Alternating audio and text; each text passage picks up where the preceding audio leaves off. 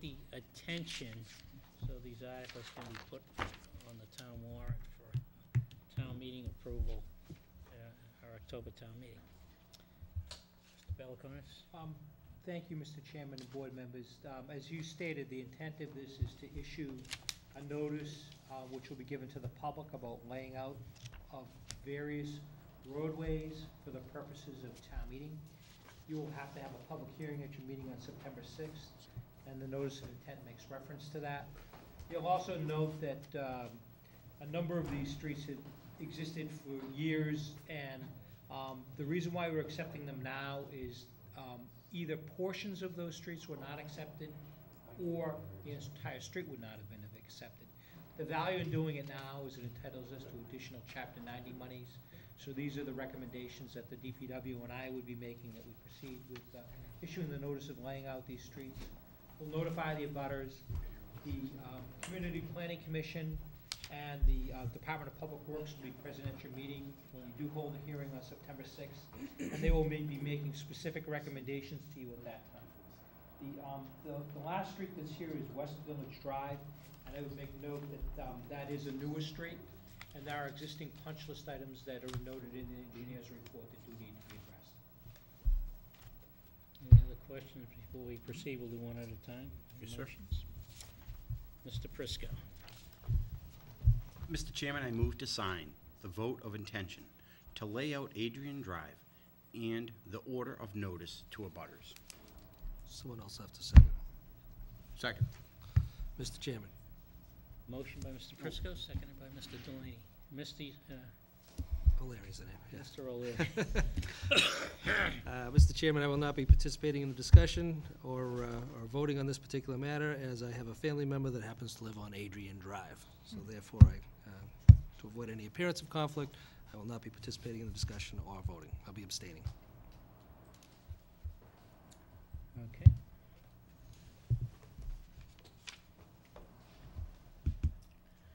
Further discussion? Hearing none. All in favor? Aye. Aye. Opposed? Abstention? Aye. Well, the vote is 4 in favor, 1 abstention. Note, Mr. O'Leary was the person abstaining. Mr. Prisco.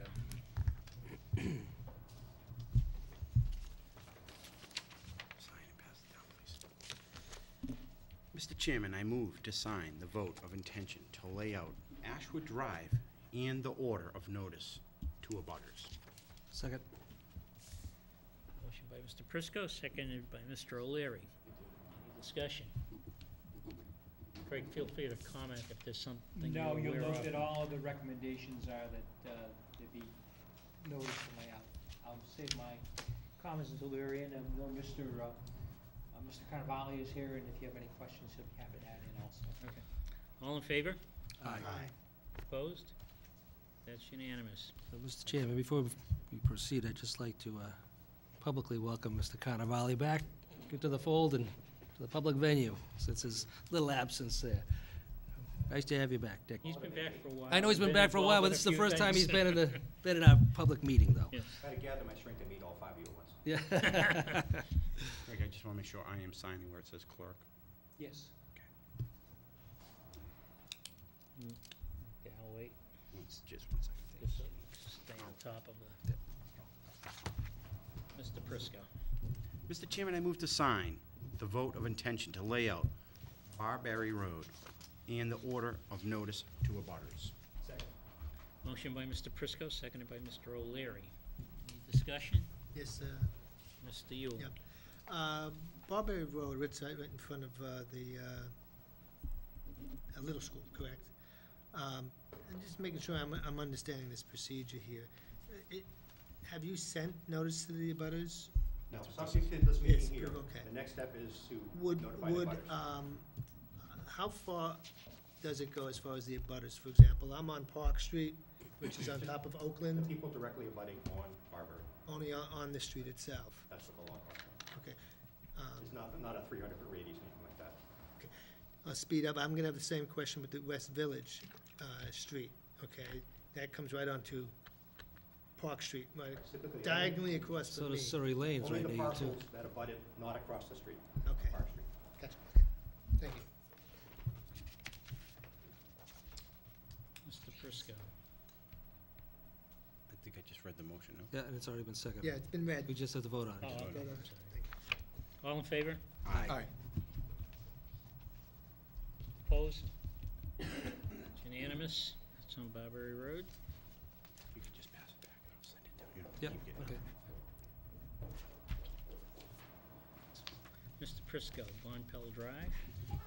Mr. Chairman, I move to sign the vote of intention to lay out Bonpel Drive and the order of notice to abutters. Second.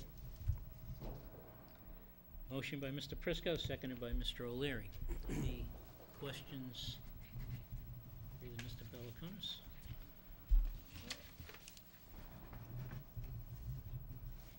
Hearing none, all in favor? Aye. Opposed? It's unanimous.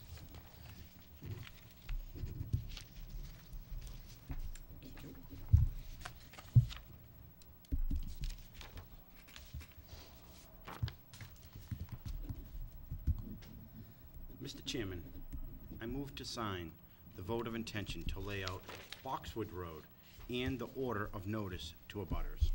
Second. Motion by Mr. Prisco, seconded by Mr. O'Leary. Any discussion? Questions for either Mr. Beliconis or Mr. Conover? On the motion, all in favor? Aye. Aye. Opposed? That's unanimous. Mr. Prisco? Mr. Chairman, I move to sign the vote of intention to lay out Foley Drive and the order of notice to abutters. Second. Motion by Mr. Prisco, seconded by Mr. O'Leary. Discussion? Yes, looking Mr. at, Yule.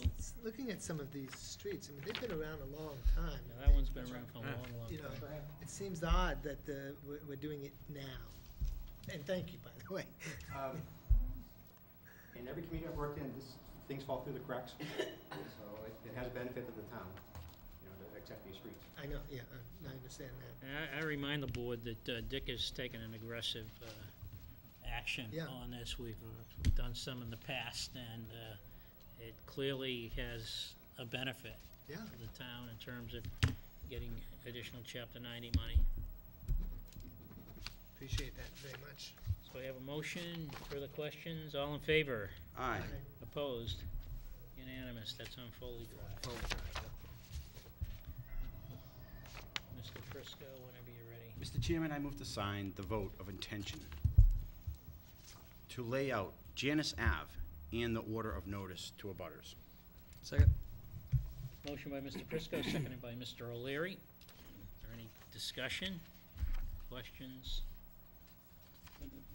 Hearing none. All in favor? Aye. Aye. Opposed? Unanimous?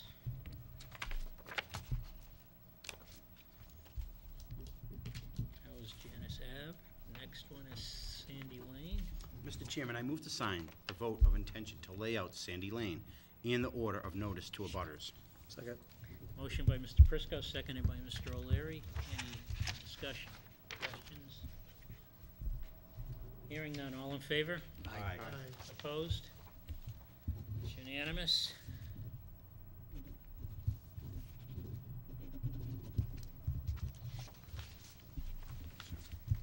Mr. Prisco, when you're ready. Surrey Lane. Mr. Chairman, I move to sign the vote of intention to lay out Surrey Lane and the order of notice to abutters. Second. Motion by Mr. Prisco, seconded by Mr. O'Leary. Any discussion? Questions? Hearing none. All in favor? Aye. Aye. Opposed? It's unanimous for Surrey Lane.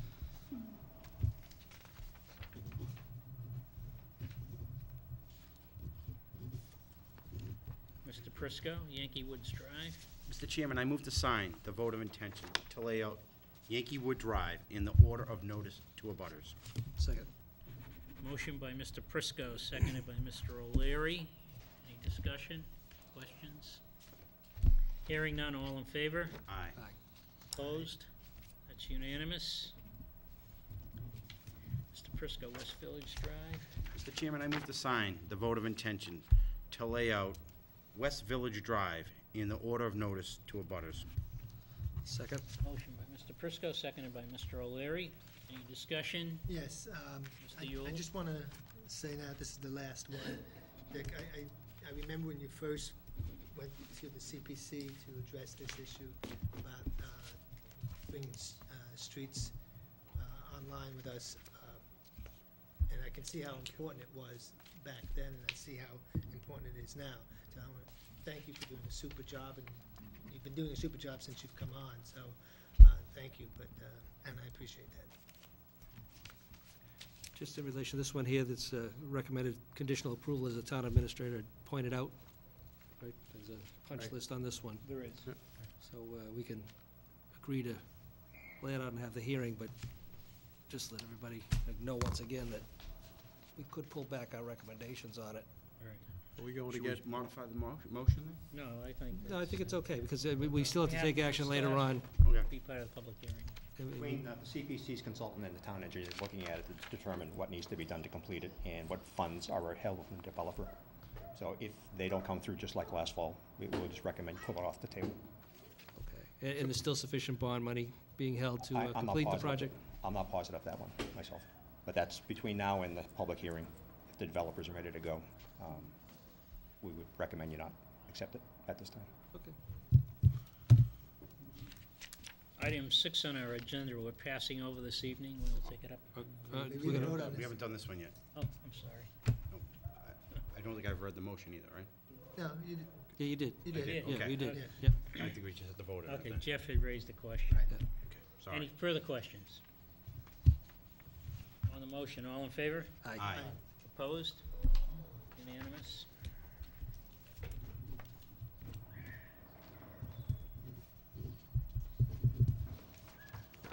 Thank you. Thank you.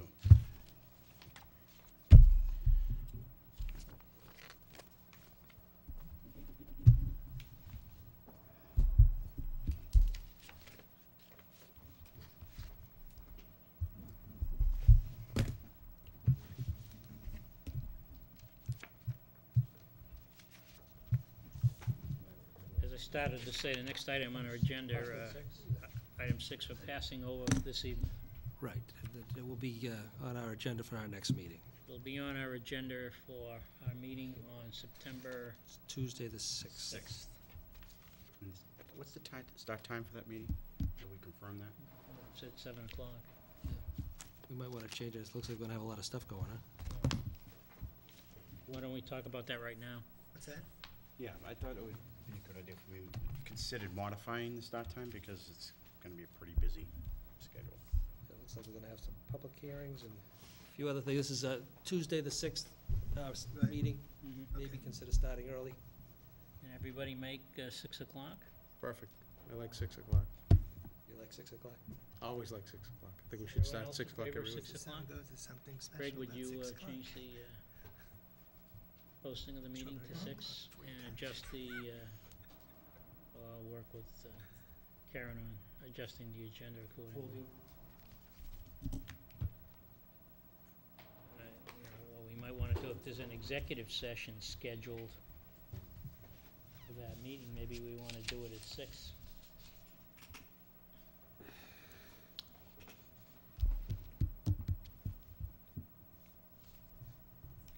Okay, the next item on our agenda is to review the October town meeting articles. I'll turn it over to Mr. Beliconis. Hold 1 second, please.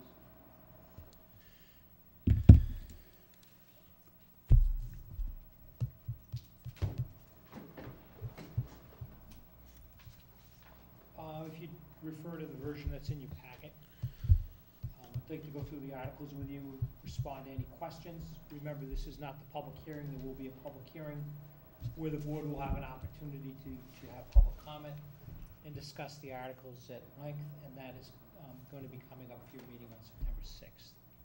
However, that being done, Article number 1 is routine, hearing board and committee reports. Article number 2 is to fund a deficit in the Water Enterprise Fund. The amount of the deficit is approximately $82,000. There's $64,000 in monies that came in through the MTBE settlement that can be appropriated for this purpose. And we will need to identify an additional amount of money to fill the gap. The deficit itself is not surprising, given the fact that we did raise rates 6 months through the year, and it was projected, given the year that we had, that potentially we would face a larger amount. But that is the amount that we do need to address as part of Article number 2. Just a question for Dick. I mean, we've had what I would consider this summer to be more of the typical average summer, where we've had heat and we've also had rain, which I would expect, rather than the past 2 years, which were real extremes, it might help our water revenue. Have Mark you looked did at? some analysis in the first quarter, and the usage on average is about the same, but the revenue's gone up about 21%. Because of the rates. Rates. But surprisingly, the use is not much higher than last year on average. So, from a Well, revenue standpoint. we had the rain, revenue looks good. and we didn't rain. have a ban, so, last year we didn't have any rain, and we banned the use of it, Yeah, so it was it's a. kind of double that last year. Yeah, but we've had dry spell this summer where people Yeah. should have been watering, so I would have expected usage Yeah, I mean, this is, over the summer months to go up a little yeah, bit. this bill is usually typical, the largest of all four. The second bill would be half of the summer and early fall. That's usually the second largest. Mhm. And then we kind of go down for the winter. But revenue projections are encouraging right now.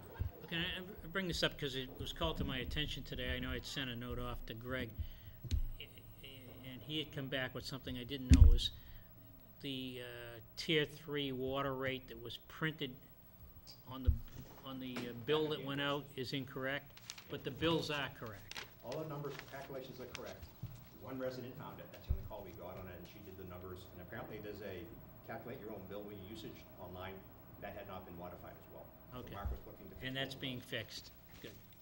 We just notified everybody just to let you know in case someone called.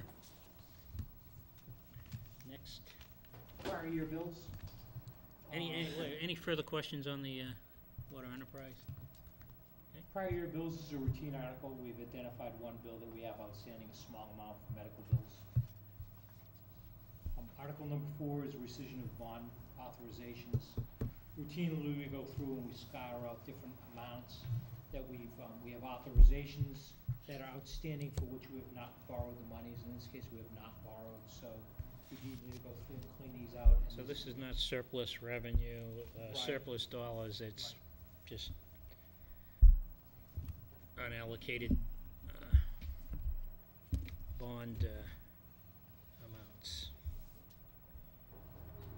Any questions on that one? Okay. Article 5 is to amend the FY 2012 operating budget. As I reported to the board going into town meeting, we expected that we would have some exposures. The exposures are veterans benefits, which we had identified we were about $22,000 underfunded. We do need to address that. We have 2 unanticipated retirements in the police department that when we put together the retirement, which is the end of career buybacks, we had not contemplated. We do need to provide an additional amount for the retirements. Fuel and utilities, I would recommend that we establish a fuel and utility reserve fund, similar to what's been done in the past. We do need to peg down and identify a dollar amount on that. And then lastly, an amount for professional services, which will allow us to pay for some accounting services that we need during the transition to a new finance director, and involves the FY 2011 budget closeout and free cash certification. We do have someone that we've already contracted to do the work. What we need to do is we need to restore those funds back into the budget. It's about $13,400. Do you have a number on the unanticipated police retirements? Originally, we're carrying $50,000, and I'm gonna stick with that number right now until I see some final numbers coming from accounting. And no recommendation yet on the fuel and utility reserve fund? No, not at this time. Okay. Further questions? Article 6. Article 6 is the capital improvement plan. I'd ask you to refer to the separate packet that you received this evening. You get Was that? it, it's entitled FY 2012 Capital Project Summary. That's in your, It should follow right after the warrant, so it should be in blue. Oh, so it's in the oh, it's packet? in the, okay, it's in It's this in packet. blue. Oh, it's still in the packet, okay. I thought It's it was in the something new. packet. Nope, Okay, it's my in today- apologies. it was It's in the today's that was packet? issued last- What's that? Is it today's No, packet? the original No, no, packet. it was the packet that Oh. was. Same issued packet last we're week. looking at, okay. All right. I'd like to go through each of these items one by one and solicit any comments from the board, and also let you know what my recommendations are. The first item is continuation of migration to the, new radio frequency for the fire department. I spoke with the fire chief, it is a must-need, we do need to have this implemented by January of 2013. The amount shown here is $29,971. I'm gonna recommend that it be funded as a must-do. We do need to insure it, and I would recommend that the amount would be in the amount of $30,000. What we'll look to do is fund it from cash, not pay for it through a borrowing appropriation. The second item that was requested from the fire department is paramedic gear. Not comfortable in proceeding with this request at this time. I think we can look, remember, we're in the process of purchasing a new ambulance. The new ambulance will be delivered in approximately 5 months. I would suggest that what we do is we get the paramedic program up and running, and if we need to solicit additional funds, what we'll do is look to do that in June of 2012. But I do not see a need to fund this at this time. I don't feel that the request is necessarily urgent. What it's doing in some instances is providing backup to equipment that we already have that's presently available. The question I have, Greg, is now that we can proceed with getting the ALS program off the dime, right?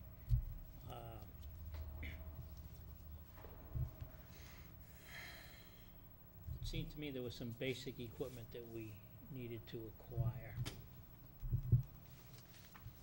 And I understand the issue of the new ambulance being equipped with some of this equipment, but I think if we wanted to get it off and before 5 months are all out, I'd like to at least know from the fire department that we can in fact do that without making that expenditure. And the other question I would have is, if we're going to, if we can't do that, hold it off, is there what funds are left in the ambulance reserve fund that maybe we could use that temporarily to help support the expenditure? My recollection is the ambulance fund, we budget $265,000 we transfer out annually. There is some additional surplus that we do carry in there. The reason why is we don't want to cut it too close. But there probably are some additional revenues that we could utilize through the ambulance reserve fund to go ahead and purchase gear for our one if we need to do so. Yeah, you do so, and then, once the revenue stream increases, replenish the ambulance reserve fund.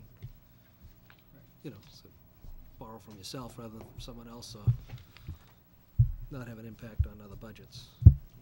So, The only comment that I would make overall in terms of the capital improvement plan is that I'm trying to keep it as conservative as possible. I'm trying to minimize the amount of monies that we're spending because the economic conditions are so poor, number one, and then secondly, I'm trying to avoid, for the most part, any borrowings. You'll recall from going through the list that the chairman provided us, we have some pretty significant borrowing costs coming up for 2012 and 2013. And so my concern is that we try to minimize borrowing costs to the extent possible. And that's kind of reflective in my recommendations as I'm trying to present a very streamlined capital improvement plan that does not really spend a lot of money that we don't have to borrow right now. Remember, we have an amount that we requested for the boiler for the little school in the amount of $250,000. One of the goals that we had was to pay for that in cash. So I'm hopeful that we can do so when we certify free cash. We also need to retain a significant portion of our free cash to address any snow and ice deficit that may occur at the end of next fiscal year. And then you'll recall last year the board had the wisdom of keeping out about $700,000 in unspent free cash, of which we needed almost all of it to close the gap in the snow deficit. So the reason why is we're just trying to be conservative in our projections and our recommendations. On the police cruisers, you recall that this was one of the items that was deferred from the town meeting in June. The reason is we did not have monies to pay for it. There are two requests that have been forwarded by the police department. The first is for communications equipment for the cruisers. I do not recommend funding. I do recommend funding for the lock cruiser replacement program for $57,785, and it's an item that we should pay for with available funds. It's not something that we should borrow for. It is something that we do need to do, and if you look at the long-range plan that the chief puts together every year, he has us replacing 2 mock cruisers on an annual basis. The amount of $57,785, in my judgment, is significant and substantial enough to be able to fund some of the radio communications and computer equipment that would have been requested within the additional $17,000 additional request that he made. So I'd only recommend the amount of $57,785. Questions on that? Next. That's for the, Oh, that's for sorry. 2 cruises? For 2 cruisers. Yeah. And the communication equipment is for the new cruisers or for old cruisers? It would be for new cruisers, and I would recommend that we defer that request.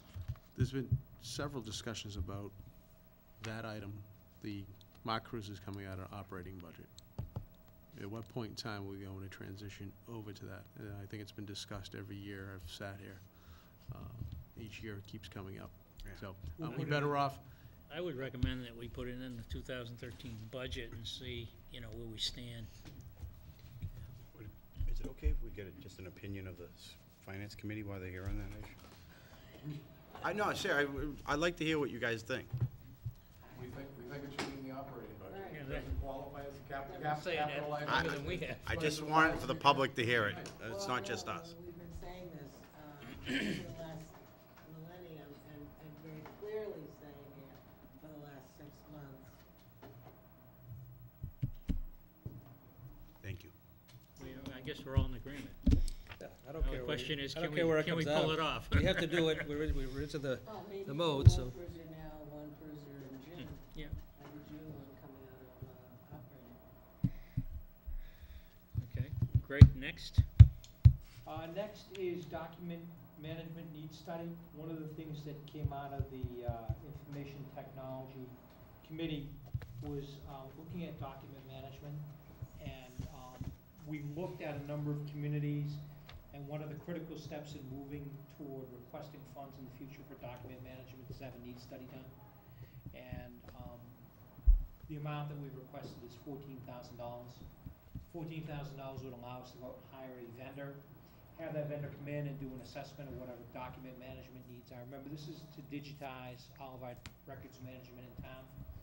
And get out and talk to the users. I think that was one of the critical pieces that was missing when we looked at the Munis program, is we did not undertake a needs study. So at that time, did not identify specifically what the uses and benefits would be to the people who are actually using the system. And if we wish to invest a significant portion of funds in document management, and I think we should probably consider that in the future, we need to base that upon an independent needs study that would allow us to do that type of service. Is that actually a capital item?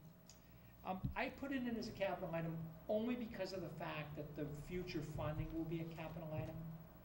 And we Yeah, haven't, for some piece of equipment that you're going to purchase. I This is a service that you're, I would request it be Purchase. funded from cash, it wouldn't be funded from, but we could put it in, we have funded architectural studies and things like that through the capital program before, master plans and things like that. It's not unusual that we've done it. It could also be put on as an adjustment to the IT budget too, right? Or even the administrative budget. It's gonna be funded by cash. You have to fund it through cash. Just some background information. Jeff and I met with a representative from Laserfish, sales rep for Laserfish, who talked about doing this, not that this money is specifically for that individual, but it became very clear the importance of doing it. And the town of Reading actually did this in the process of integrating a document management system across the town, and they've done it in phases as a result of I the don't study. have an So issue with just, the purpose of it. Makes- It's makes what a lot of sense. category. Right. and it's the right way to do it. Right.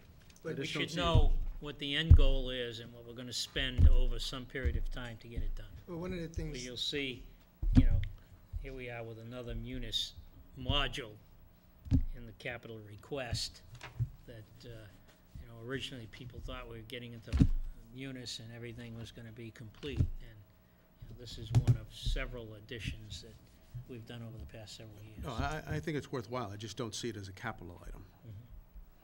and Bob, okay, It's done. The capital policy you approved tonight on page 3, under the definition of a capital project, the third bullet, is any planning, engineering, or design study related to an approved and an undertaken individual capital project that is not bundled with the project's cost. They were talking about the feasibility study for the school. Like hundreds of thousands of dollars, $1 Those million. kinds of things, but just and the needs analysis is not a capital item. And I would put this in the category of a needs analysis. Okay. Want to continue, Greg? Sorry. I just wanted to, on the study and some of the things we found out at the last meeting, there are quite a few companies that are doing this, and just at the meeting, I was able to, you know, pop up a few, and so we're not restricted to that one Yeah. company, so we can do an in-depth study on that. That would be helpful. Next. Just, we're not looking to make any adjustments right now as far as taking the suggestion that this be somewhere else. I mean, I'm in favor of the proposal, but do we want to make this motion under the previous one we just talked about, the previous article, as far as adjusting the budget? Or are we just going to leave it here for this year and consider it for next year as far as where do we want to place these things? I think it should be adjusted now, that's You my know, personal. I mean, I think it's coming out of, it'll come out of free cash. It'll be, there is an article already to adjust the budget. right, so we So want that to, would so you what, understand? that's, I just want to get it clarified for the administration here. Do we want to slide it over to that article? That's what I would recommend based on, That, and what was the other one we were talking about? I don't know, something else, but just so that Cruises. we're going forward. This is the other issue. We may want to do why the not cruiser. start now? Yeah, we might want to start with the cruiser, right, too. I don't know if that's what we're going to be doing. We can do the cruiser out of free cash too? Is that what it is? Well, Whatever it's mechanism coming we out use of to fund some, it. but it wasn't gonna be bonded. Right. These are only, they last, what, 2 years? But it's not gonna come out of capital, is that? We're taking it out of capital now, Right. starting to incorporate it into the operating budget. The challenge that we've had is we just don't have the available monies. That's why things find their way into the capital budget, because we use free cash and non-reoccurring revenues. And if we hold fast to our policy that we don't use free cash to fund the operating budget, then we put ourselves behind. Right, so, you know, maybe we wanna do one in each and, you know, and kind of phase ourselves into building the budget, Yeah. Police I mean, budget it doesn't change our sufficiently. conservative approach to the budget that we Yeah. passed now in June instead of April. But if we are starting to slide things back into the operating budget, and we'll start using free cash for that, or that's the only source of revenue, we'll do it in October, but not as a matter of course for the regular operating budget passed in April. Yeah, I mean, when we get further into the budget process, get some idea of what state aid is gonna be, we may be just going back to the old way, because we have no other choice. Right. But I think it's worthwhile at this point to at least make an attempt to show it in the budget as a budget item, budget adjustment. Next item, Greg? Next item we had was a request from Munis for the billing and collection module, $13,500. You have an estimate. I'm gonna suggest that we defer this item, and the reason why I would request that we defer it is I'd like to see the ownership of this particular piece through the finance department. And it's appropriate that we have a finance director in place to be able to spearhead this versus it falling in no one's hands. And I'm afraid that without that leadership in the finance department, this money can wait until the spring and we can look at it as part of our June of 2012 capital operating budget at that time. I would concur. Makes sense. Next. That's a long way off, though. I mean, if it's a module, we hope there's some in place. I think, term of- I don't know, I look at it as the finance, a new finance director's gotta come on up to speed, look at the whole thing, and maybe as a result of it, since we're hoping to find a finance director with direct experience, may come back with some recommendation other than going on this This module. first. Okay. Yep. I think it's worth waiting. Schools have requested a School committee had sped- submitted a request for a van for special education. This was another item that was not acted on at June town meeting.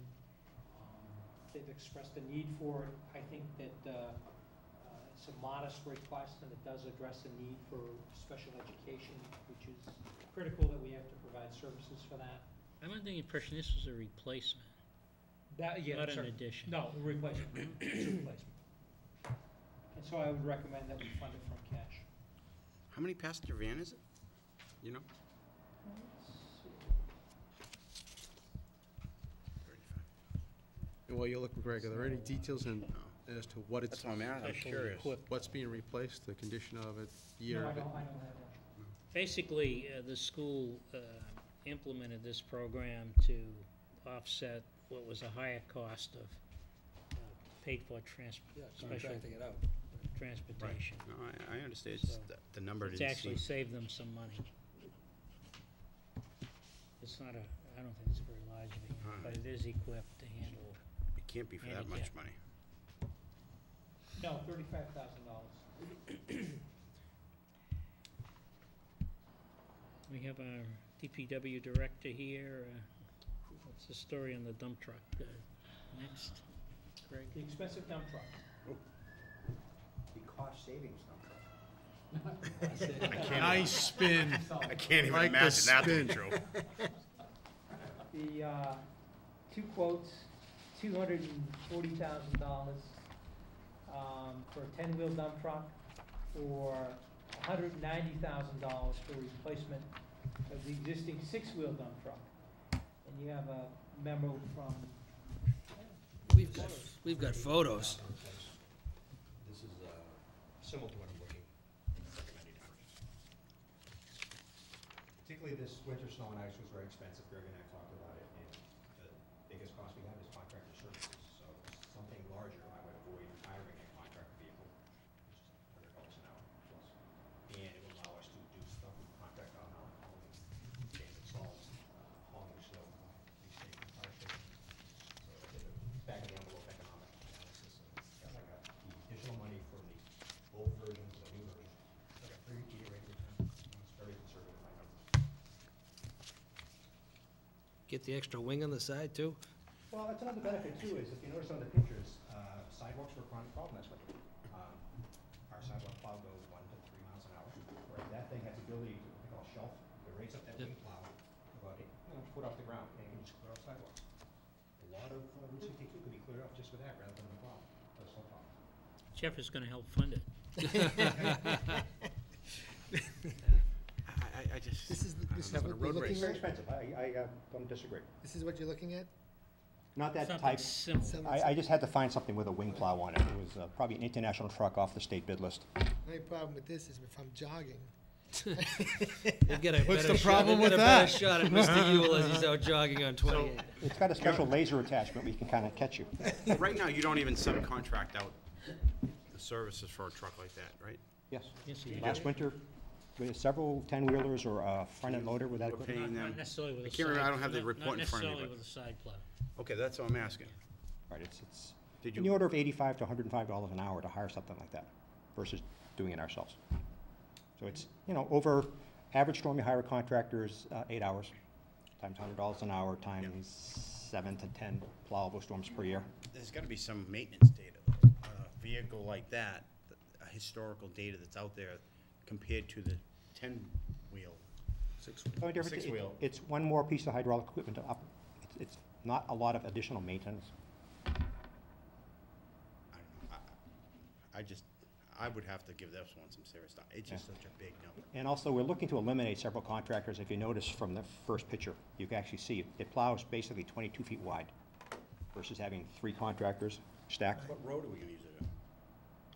That could be used in any large streets, probably main streets, big cul-de-sacs, big subdivisions, plenty of streets. We have a grader, they used to do the same thing, and it's 25-plus years old. It just repeatedly failed all last winter. So, buying a grader specifically for that purpose versus something we can use year-round. It's a $45,000 swing in price, would you say 190 versus 235? Is that what you- 240, I heard. For the truck, It says 235. regular here. dump truck without a wing plow, the smaller one, larger truck with the wing plow. So I think it's $50,000. 50. 50 is the number. And they did analysis, and that additional 50,000, I figured we could get that money back in savings over the course of 3 years. You're talking about replacing a truck that's over 15 years old, so you're talking about, this would be bonded. Yeah, we borrow it. It would be, spread over, I at did least the a numbers, 15-year life. Truck has 66,000 miles. Its rule of thumb is if you have spent more than the purchase price of the vehicle, it's beyond economical repair. We're well beyond $60,000 in repairs in this vehicle over that period of time. I'm not disagreeing that you have to replace it. I'm just not sure we need to replace with a $235,000 vehicle. Again, the intention was here to try to save money. The snow and ice costs have been high every year I've been here, and you've all expressed concerns, and I can reduce lower, the rate of service, which no one wants, or I can try to think of innovative ways to keep the cost down. We're looking to get rid of 15 contractors maybe, which is about a 20% cut in contractors, and this would take up the slack. This truck will get So rid of. that means you'd be more overtime. It'd be a lot less overtime than paying somebody $85 an hour. And take that into account. too. Right. I'd have to do that calculation to believe you on that one. So, I think there's other costs we have to consider and all that too, but that's not Well, a discussion I all want. the other costs are sunk costs. We'll have a guy out anyway, on time and a half of regular time plowing. They just have more capability to move more snow. That's all. Yeah, it'd be a different piece of equipment. It won't do the same work, yeah. You're not talking about the $240,000, whatever it is. You're talking about The difference the between the two. difference, and the benefit you get from that difference, I think, is significant. The emission controls from the EPA have jumped up the prices of vehicles. That cost has gone up $15,000 the last 2 years for just the 10-wheeler, the usual 6-wheel truck. So the emissions control for vehicles, heavy vehicles, is starting to make them more expensive. And So Dick, this- that makes the cost differential closer than you would think. and this would be a new vehicle, not a used vehicle. We actually looked all last winter for something reliable and used, and it's hard to find something. Most people want to sell something like that, it's junk to start with. So we did look all over the place. We went down to the Cape. We looked at dealers in Pennsylvania, people that sell these. And it ranges from the large things you see in the airports, those monstrosities, a little bit too big for us. And generally, I've not had good luck with used equipment. Most communities, Mass DOT or Turnpike Authority used to second vehicles. They'd sell them, and if I got 4 years out of them, it'd be a miracle, because they're so beat up, and so aggressively, the calcium chloride and the salt just corrodes all the undercarriage, you have to replace everything. How long is the warranty on a truck like this? Standard warranty, I think, is 1 year, but there's an extended warranty through the state contract. I think it's 3 years, or it might have the X amount of hours, X amount of miles type of thing.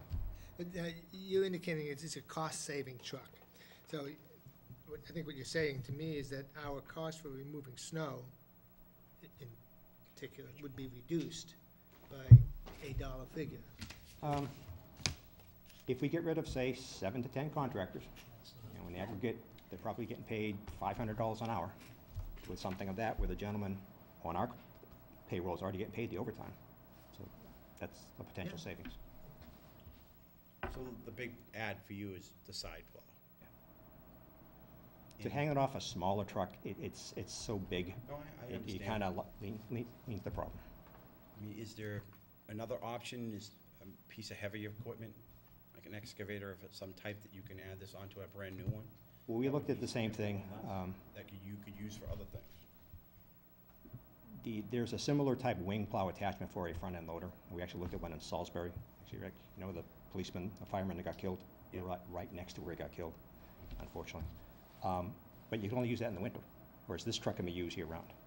That's why I didn't pursue that one. That was $35,000, I think, just for the plow itself. But again, it's only good for the winter. You can't use that No, I particular thought we already attachment had- for other I seasons. thought we had a vehicle that we could add it on, no? Don't you have a big front-end loader?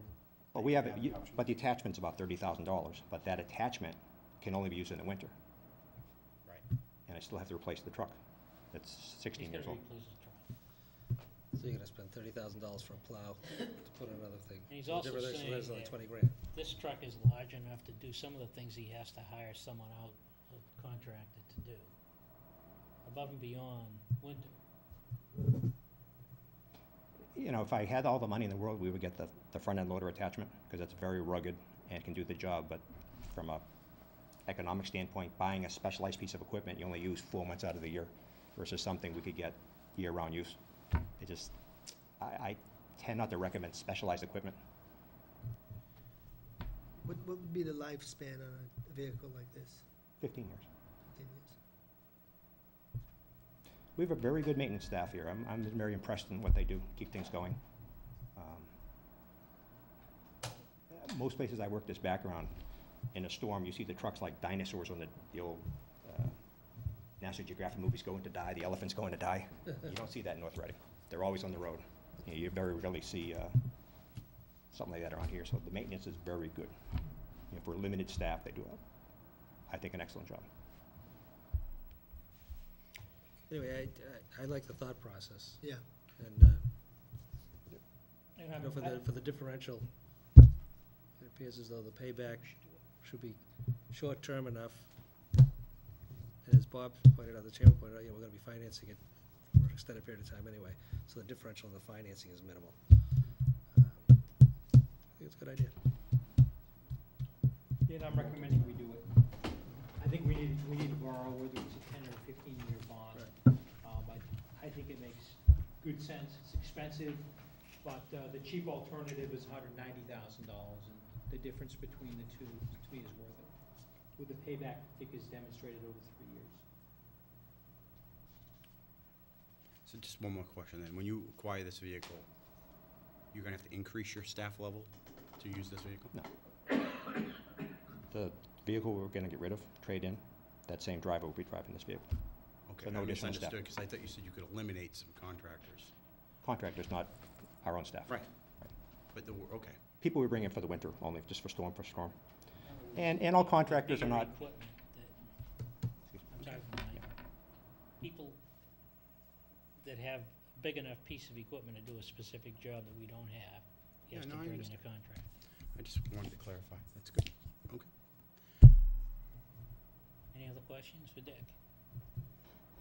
Moving on. Thank you for the analysis. Thank you, Dick. Moving on, the DPW has submitted a number of other requests dealing with a master plan for the town hall, library, and the building on the common. That's the second priority that Dick has established in terms of where he would like this thing to go. I'd like him to speak on that issue, if you don't mind. every place I worked before, I take the master plans for all the buildings and extract from that, and with a little professional advice from someone from the outside, is what should we do to the building in what order? This building, I think, has a master plan. I think the Council on Aging building has a, but it's a big, thick document that's basically a bookend. So for around $4,000 per building is the cost for our architect to extract out that and consult with their lighting people, HVAC people, heating people, all that kind of stuff, to give us a recommended what should we do, and then, should I do this building versus that building? Kind of give a priority. I found it very useful, having that document, especially for funding. We have elderly buildings in this town which may qualify for federal money for various things. So I've used it to get funding to repair things that we normally take out of capital operating budget. So it's a tool to assist me in managing the buildings and then getting external funding. So you're actually not buying a piece of equipment, you're actually buying a study? Study. This is, I view this similar to the need study. I love the idea, I'm on board with the idea. think he's When I done- submitted Put it these, in I didn't know the about the new policy that was I'm adopted, so. recommending it, I think it's something that we should do. Yeah. Especially since the board has established that Yeah. upgrading our public facilities is a priority. And it can't be easy with these old buildings to just, to determine what the course of action is, so. Yeah, I we're like trying to the spend the idea. public's money wisely. Yeah. Question, the Energy Study Committee did a townwide building study on all of our energy efficiencies and so on. What's the difference between this and, Well, they're looking at specific things, but for example, we replaced lights in this building, but we also installed 2 huge refrigerators at the other end. The power use in this building's gone up in the last 12 months, not down, whereas other building, it's gone down. I'm sorry, say that again? For the pantry, we've put in 2 large freezer refrigerator units at the end of the building. All right. We think just due to that alone, the power use went up in this building. So they have looked at the lighting systems, they've looked at, but not all the electrical stuff, and some of the stuff they've done will probably be extracted and put into this document. But again, there's energy conservation things, there's heating things, there's a bunch of different building envelope and operating systems. The energy conservation is just one piece of it. And as they do their studies and find the low-hanging fruit, there's still the other things. You know, so a lot of that work, the legwork's been done, Jeff. So I'm not gonna reinvent the wheel. But from an overall standpoint, we've seen some great rate of our investment in some buildings and other buildings due to what we do in our own buildings. The use has gone up. And I haven't got with the study committee to go through that. Sorry? John Welch and I've looked at that. I'm not sure we've had a meeting with the committee to kind of take a snapshot of what we've done so far, and did we assume what was gonna happen really happened? So and again, that's, if we have an ongoing program, part of this would be, look at that, look at the data, and is it doing what we thought it was gonna do? If not, if it is, yes, we validate it and keep going forward. If not, maybe we should be spending money somewhere else. Well, John is, the chair of the committee. It probably would be a good idea to run this by the committee and let the committee see what you're doing and see if we're duplicating anything or No, not. no, we're not. The intent is not to duplicate things, it's to take all these various groups doing things and put it into one document, and then with some professional judgment from John Welch, myself, other, educated, talented people we have on these commissions, come up with here's our recommendation, what to do. Or even simple things like buildings in Massachusetts typically have to paint them every 5 years. Just have that laid out so we know that 5 years from now, we have to repaint the building on the common. Things like have it. I get requests from the Library Commission of what's the capital plan for the library. We don't really have laid out every 5 years what we're gonna do. This would give them a document, which they have their friends and their sources of funding as well. So it's a tool to help us fund Yeah, things, I better understand. rather than waiting for something to fall down, then we have to fix it. A little more proactive, I guess. So you're not going to include the public safety facility or the DPW garage? I wanted to keep the cost down for this first round. We could probably do it in phases, but last year we put in a capital, it was $36,000 to do everything. I just thought it wasn't fundable this year, what Greg told me about money. So we thought we'd do it on a smaller level, let's see what it looks like, see if it, again, what I'm thinking it's gonna do. If it does that, great. If it does not prove out, then perhaps we should, look somewhere else. So rather than doing the whole enchilada, why don't we just do a first phase? And I picked the toughest buildings, the oldest ones. The police and fire, relatively new compared to the buildings I'm talking about. I don't know, the fire department could use some help. I know, you've been up there. Yeah, fire. Yeah. That particular facility Well, and again, it's is in need, I know. to take all these needs and come up with a professional look at it, so we know it's, every department head who owns a building or manages the building is gonna have their passionate plea that they need this and they need that. We need a kind of an objective person to look at that and say, this is what you should do. Well, I'm not disagreeing with that, it's just as far as the fire department Yeah. section of the public safety building, that's been long neglected. And DPW garage speaks for itself as far as, that hasn't been touched since it was built. So, I don't know. We're happy. We'll stay for a while. We'll stay for a while, Yeah. I'm gonna stay for a while, but you might need some additions to it. So anyway, the additional cost for any particular reason why we left the fire department or a police station, even though it's relatively new facility? I just assume, see us get ahead of the curve. I just simply chose to cut it back just due to the funding constraints I was aware of. just, I had asked Dick to submit a minimal request since it was the first phase. We could conceivably include any and all buildings in it, but I just didn't wanna, I didn't wanna do too much because of the fact that I knew we didn't have a lot of money going into town meeting. So I don't disagree with the need.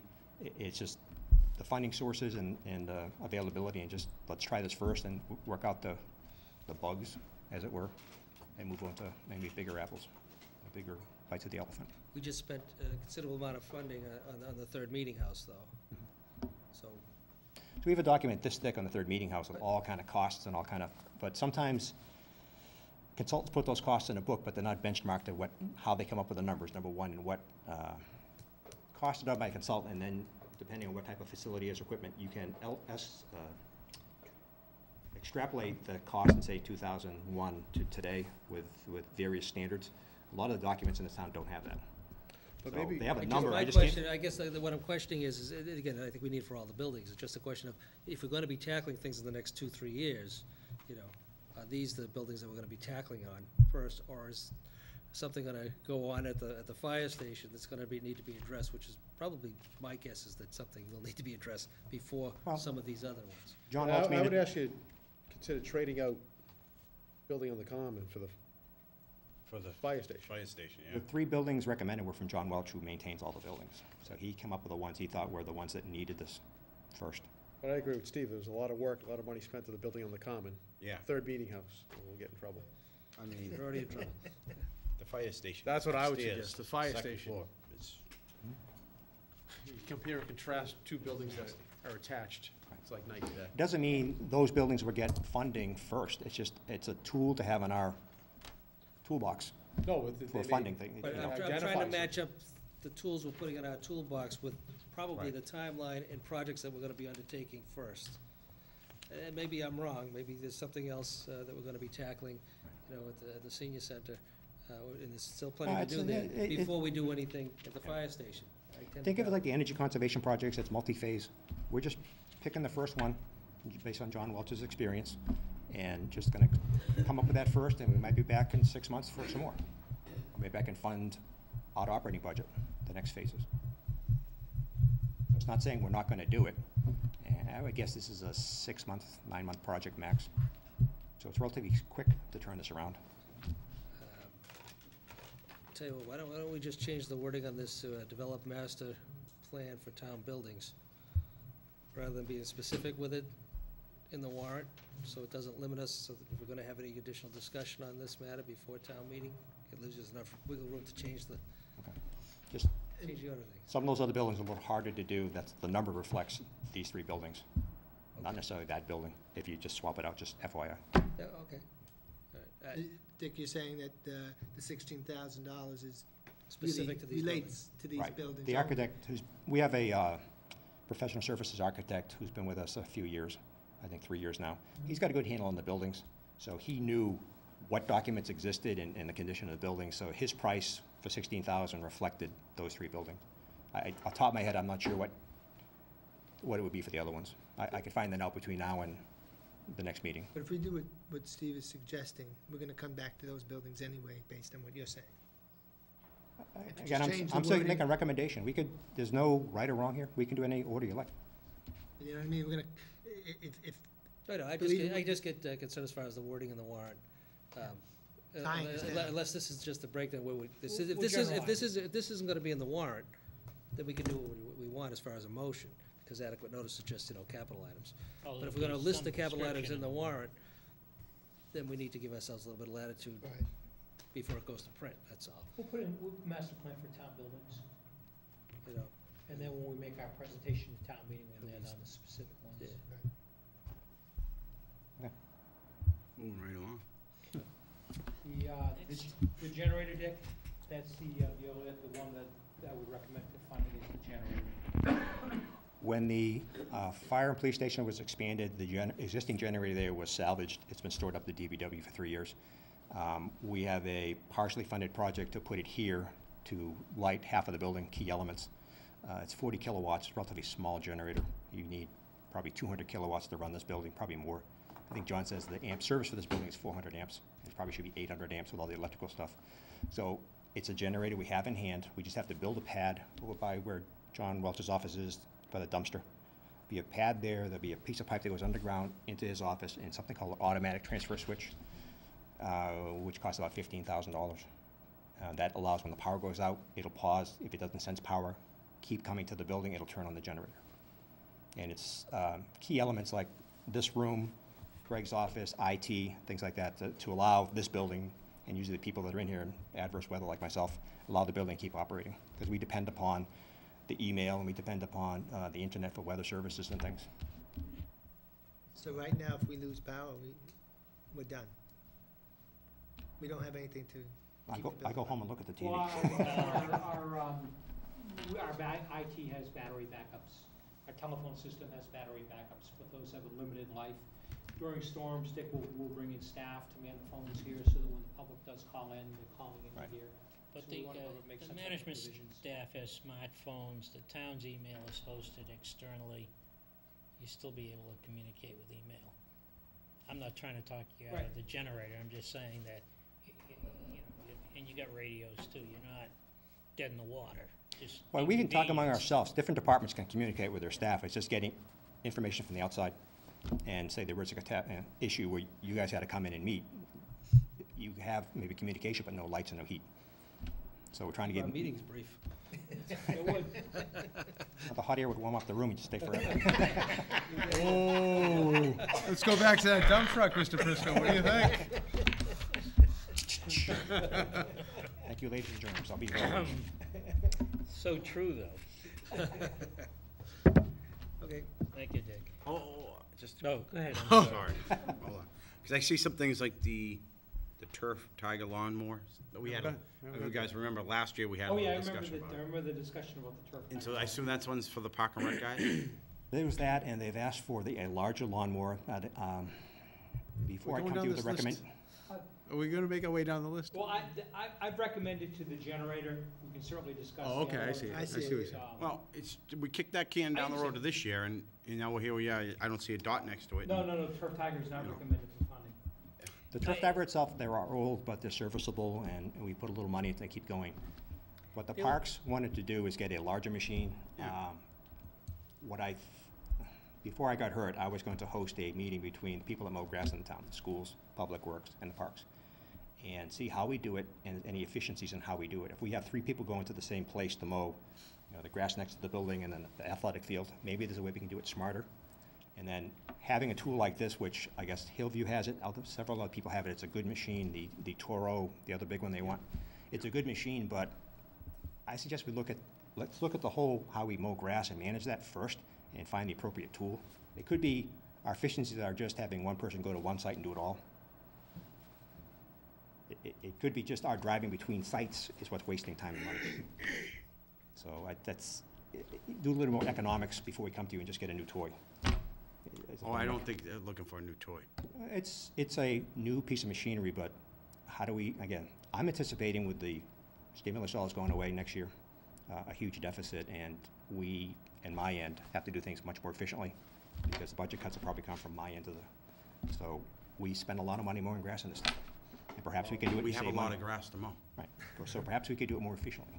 I can't That's- even imagine that's possible. I mean, I may be naive to it, but I think you keep kicking that park and rec department down the road here on this issue, and they have a lot of acreage to cut, and this isn't gonna make it any easier for them. I mean, it just seems odd that you keep on recommending not to go with this. This is 2 years in a row now. I'm not sure that he Well, can it's, No, make it's a me. recommendation. Oh, I'm sorry. sorry. And the turf, there was some talk about the turf mower in the spring, but the request didn't get in on a timely basis. So this is the first time that we've had a chance to publicly talk about it. There was a period of time when Hillview was retiring some equipment, and it was going over to recreation. I have no idea what's been done recently, and No. I can't recall off the top of my head. And I know that the Hillview has some very expensive machinery, as Dick talked about the Toro mower. And there's a $50,000 mower that they, there are some things that Public Works maintains, the turf tigers, and the Parks Department down off of Central Street has all kind of stuff back there. So I'm not sure what they have from Hillview that they maintain and pay for the repairs. But I guess globally, looking at the town, how we do it, I'll just use this example. If you're a contractor, you're going from your yard to somebody to mow their lawn, then go another 2 miles to mow somebody's lawn, versus if you're gonna mow 1, 2, 3, 4, 5 on the street, it's more efficient. I think there may be some efficiencies in there, and I think perhaps we should look at that, and that's a no-cost study. We just have to sit down at the table and figure out what we do and where we do it. I don't disagree with any of that. I think it's a really good idea, but I still think the mower is necessary because we still have a lot of acreage to cut. And these guys that do it, are doing it with, not up to standard equipment. I mean, you've seen it. Well, it's standard equipment. This is a larger piece of equipment, but Yeah. I mean, Dick, let's face it, everybody in this town, when you talk about what's special about it and when you talk about North Reading, what brings up first? We're talking about Ipswich River Park. We're talking about all these areas that these mowers continue to keep updated and keep our town looking pretty. I'm just saying, these guys have been very patient down there for every year. And now here we are again, moving along, and I just want to make a note of it, that it's wrong. I think it's wrong, and I think, Greg, we're making a mistake kicking the can down the road. At least give the Parks Department the opportunity to come here and fight their case. I mean, I know you have to make these recommendations to us, but I also hear the grumble and the ripes, and I obviously am very close to that department. But I wouldn't be here fighting for it if I didn't think it was really worth the taxpayers' dollars to be used for it. well, the point I've made to the park department guys who work for me is, if this mower can do stuff twice as fast, then I can lay someone off then, right? If the mower does twice as much per day, then I can cut bodies. Dick, are you serious? Are you really making that statement? Well, I anticipate the school. Because then we should just go back to this and have that same conversation about that. I mean, come on. No, I it's think different it's- conversations. Well, The argument that I take I've made to offense the to park that. department to say, give me an economic justification why we should do it. How does it make sense for the town? Similar to what I did with the dump truck. I just did that, and it seems to pass a sniff test with several people I showed it to before I brought it here. yeah, okay. So, Well, I just think you gotta give them their shot, because I don't disagree with you about, I think we have way too many departments cutting. You got cemetery cutting, the town common, never understood it. They drive right over the mulch and cut it. Doesn't make sense to me. But I've kept my mouth quiet about it. But now, we really wanna look at efficiencies, then let's put it all on the table. I think you gotta put the cemetery now on the table with everyone else. Don't just pick out on one department. They just don't and mow then the- bring up the schools and the Parks cemetery and mow Rec. most of the public buildings, Okay, so they don't just mow the cemeteries. yeah, I know. But yeah, I agree. Put it all on That's the table. that's what I thought is, we'd get the departments to do that together, and We're let's still talk through gonna what need we the do, how equipment often to we do the it. job. Say We're again? still going to need, while we're doing all this talking, we still need the equipment, and to kick this down the road another year, I think is wrong. Because we can still get a new piece of equipment and use it to make us more efficient when we decide what that more efficient is. I've said enough. Thank you for letting me rant. Dick, when do you think you would have the opportunity to get everybody together, take a look at what is being done, and come back with a recommendation? I would think the rec department is busy now, so it'd be harder for them to get them involved. It could be like after Labor Day, when they slow down.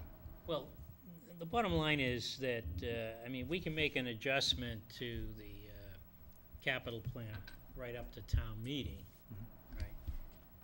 But I think that's the only opportunity we have to fund this item or not fund it. Right. So I would like to see that you get together with all the people that are mowing grass. Yeah. And, the conclusion may be, yeah, if we had a bigger mower, Right. we'd all be better off. Maybe. In which case, then, we may want to take another look at the capital plan and see whether or not we should adjust our priorities. Yeah, I'm not saying it's not a good piece of equipment, Mike. I know But you're not. I think, I know you're not. looking at it globally, we might doing the town even better favor of looking at efficiencies between, my guys mow the cemeteries and mow out here. Yeah. Perhaps the people doing the school could do this, and we could do something of theirs. Maybe there's some efficiencies in there to get the job done for the town. We're very kind of parochial when it comes to these, Yes, parks we do the are. parks, I do my things, schools do their things. Perhaps it's something we could work better for the town. That's just my point. And I'm sure. And that's a the good Parks- tool to help us. I agree. I'm sure the Parks folks will make it a priority to come to any meeting you have, even though they're extremely busy. I can't imagine that they would not drop everything to have this discussion. I just can't imagine. When this piece of equipment has been in their budget needs for a long, long time. And we had this discussion last year, and we just said, we're gonna kick it down the road one more year. Thank you for giving me the time. I take it that's it on the capital recommendations? It on the capital recommendations. Next, Funding for, article number, 7 is funding for wastewater services. This is a placeholder only. There is no specific dollar amount included with it. Just getting back up, what number article, Greg? 7. Seven, thank you. Article 8 is funding for future energy conservation projects, rebates utilizing monies that come in from the RMLD. You'll recall we had a small amount of money available at June town meeting, which we appropriated for the purposes of additional projects. This would allow us to continue the work that's been done through the Energy Study Committee, continue to utilize those monies to upgrade various municipal school facilities throughout town. There's no specific dollar amount included in this. Article 9, 9 is to appropriate money to the stabilization fund from any surplus dollars that may be available. As I suggested to the chairman a while back, I think it makes some sense for 2013 that we consider an appropriation to the stabilization fund as a fixed cost. I don't specifically have a dollar amount, but the capital policy that you recommended this evening gives a goal that the town should try to achieve with the stabilization fund. I think it's important for the town in terms of looking at its bond rating, its future finances, that we treat appropriating money to the stabilization fund, even if it's a small amount, there's a fixed and a consistent cost. We've been struggling to try to provide funding for this every year. And I think that even though we may not be able to appropriate money for it under Article 9, it does make sense for 2013 to begin to do that as part of a longer-term strategy. Article 10, 10 is appropriating monies to the capital or debt stabilization fund. You'll note that I identified the amount that was due to us in supplemental state aid, $108,588.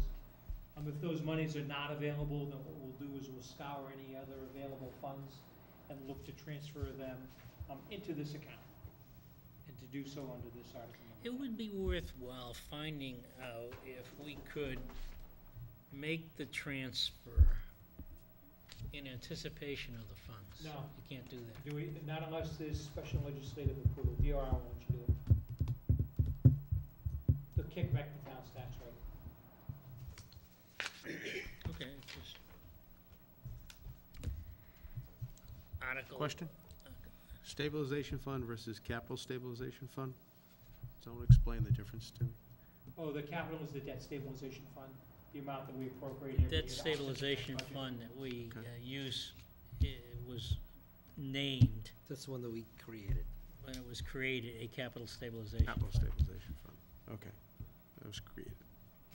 And Which why- is why I, Don, why I had mentioned that to you, that the official name was the Capital Stabilization Fund. you- I think we all know We that. all know it as a debt stabilization fund. And why would you look to transfer this 108, if we had it in hand beforehand, into this and not the other Simple stabilization? majority to get it out instead of 4/5. This, well, more than that. That too. This money, basically, we've been using the Capital Stabilization Fund in excess of what the plan was, just to provide additional money for the budgets by funding debt out of the fund at a higher level. So I thought it was appropriate that we do that. And even before I mentioned it, Representative Jones suggested that we do that, because he's well aware that when we created the fund, which came, that fund was the result of the money and the effort of this Barry? representative on the Berry project was put in there for the purposes of leveraging borrowing. And he felt that it would be a good idea to put that money into that fund. Could I ask the representatives from the Finance Committee as to what their opinion is, where where they would prefer this money to go, and why? I think the Finance Committee would like to see the stabilization fund receive additional monies, but with the caveat that when it goes in, it comes out of there according to the way in which the fund was originally established. In other words, the fund is so low now, it really can't accomplish what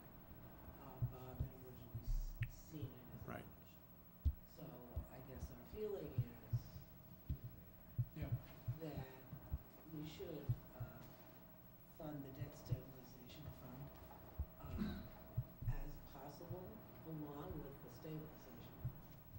But that you need to pay close attention to what you take out of debt stabilization line. And I think that has been a bit of an issue. What we called it in here, what it's called in the budget documents we look at is the debt service and stabilization fund. And I think the idea was to stabilize the debt service, the principal and interest payments that are made every year, and leverage the fund so that you can do that. It hasn't always been used exactly that way, and Definitely not. that's where we'd like to see it used. Okay. I have no problem with having such a fund and to be able to have a predictable debt service level in the operating budget, and to be able to supplement it when in years where that debt is high, and perhaps even fund this in years when it's lower. Thank you. Next item is Article 11, transfer funds to other post-employment benefits liability trust fund. Greg? This is to address the accrued liability that the town has for retiree pension and health insurance costs. It's part of that actuarial study that people talk about being in the tens of millions of dollars, and what we try to do is we try to put a little bit of money aside every year. And again, like the stabilization fund, it makes some sense that we consider this as a fixed cost going forward and look to appropriate an amount of money for this. I can't be specific on a dollar amount, but again, from a financial health perspective, we should really look at putting money toward it on an annual basis, even if it's a small amount. Right. I believe that was one of the recommendations from The the audit. audit. It was. Yep. It was. Article 12. If I could ask a quick question before we run into this article, because I assume that's the last fund that we have? No, there's a couple of other funds that are coming up. Okay. I didn't see, maybe it's gonna come up, is the overlay property valuation? I mean, because when we had the meeting here with Deb doing the tax rate, I thought she brought up that we probably needed to do something in October town meeting, because she has an evaluation coming up, right? No, No? No, no, there's no reval coming up. There's no reval coming up. it's Okay, done a year ago. okay. Article 11. said it Okay, was done a we year just ago. talked about that, No, we we're just done with that? Well, Article 12 is the amend the funding source of the school boiler. As recall, in June, I think we set that up to borrow, We did. with the intent that if we have sufficient free cash, we don't know what that number is yet, that we would pay for it with free cash rather than borrow it. And that, Project has been put out to bid and contracted. Spoke with the facility superintendent at the schools. He says that the contract value is $250,000. I think we were all doubtful in Right, terms of yeah, I the remember that legitimacy of conversation. that number. And the work is supposed to be completed in November. So they did let out a contract, bid it out. The bid came in within the amount that they stated, and he assures me that the work will be completed by November, which obviously coincides with the heating season. so basically, the money to fund it is borrowed on a band. The intent of making this transfer would be to pay the band off rather than to go into permanent borrowing. Because of the concern of, increasing the debt service. Right. Yes, That the boilers, because of the asbestos issues, were supposed to be done during the summer when the kids weren't there. Could be that the asbestos work has been done. That very well may be the case. so it's in the boiler room. I don't think it's, was gonna be a major asbestos issue either. But as I recall, the timing of that, it was suggested. Yeah, they that were gonna maybe try to get it November done in the for summer, yeah. those reasons. I have no idea what the Right. status is. Could be they're pulling the asbestos out as we speak. Could be they're not. Hey, More likely. Mr. Maybe Chair. there isn't he any. went to school there, look at him. He's perfectly fine. Hey, Greg, this 200, for the boiler, are we including the valves on this one? Everything. It's everything. It's the total project, including valves and controls in the boiler. or boilers. That was left That's right. open too. Plural, That's two of them. which makes some sense. By the way, I was what school? Oh, sorry. You know, when we did the, redid the big boiler at the Hillview, we put in 4 small boilers, and they're sequenced, and saves money if one goes and we have to replace it. Article 13, the flagpole, it's in there, may or may not be needed pending discussions at our next meeting. Right. Fund open space and recreation plan consultant. The What's town that? periodically has to go forward and update its open space and recreation plan. It's a requirement to be eligible for various grants that the state has available to it. So it's not only a good idea, but it opens the doors to additional grant monies that are available. And this would be work that's coordinated between the Community Planning Commission and the Recreation Commission. So it's work that does need to be done, and it is required for us to receive additional funds going forward. We suggest that we fund it out of cash. Questions? Article 15, Article 15 would be a general bylaw proposed by the Community Planning Commission. It would be establishment of affordable housing fund. There's a state statute that you can adopt that deals with affordable housing funds. We're waiting on the final language to be developed and drafted by council before it's submitted for inclusion in the warrant. Article 16, Article 16 is a companion to Article 15. This would be a zoning bylaw dealing with inclusionary housing. Again, affordable housing is what it's related to, waiting for language from council. and Article 17 through 27 of the street acceptances that we talked about earlier. By the way, this is not a public hearing on the warrant. We'll be doing that at a later date. This was just for the board to review what is in the warrant, ask questions, and get answers and suggestions. Any further discussion on the review of October town meeting articles? You have some more. We're not done yet. You're not done. I'm sorry. There's a big blank space between them, so, Yeah. I know, number 16. Article 28, local fingerprint submission. This is an article that the police department had submitted for Springtown meeting, and there was no language that came with it. We merely held a placeholder in anticipation of receiving language for town meeting. It has not been received. And I would put out a request to the police department to submit that language in time for your next meeting. Article 29. Greg? Well, if you read the description, under the public records law, the town clerk is seeking some changes in the general bylaw, specifying that records will be filed and provided within 10 days, and that minutes will be filed with the town clerk and the board of selectmen within 10 days of such meetings. She states that that's a requirement under the open meeting law. If it's a requirement of the open meeting law, why do we have to have it reflected in our bylaws? Doesn't our bylaw already say Copy of the. No, we follow the open meeting law? Current text, I don't know what the current She's text is. replacing something in a Yeah, I don't know what the sentence. current text is. she's adding the language, a copy of these records shall be filed with the town clerk and the board of selectmen or any other appointing authority within 10 days of such meetings. Talking about committee meetings, is that what I'm? Committee meetings and subcommittee meetings?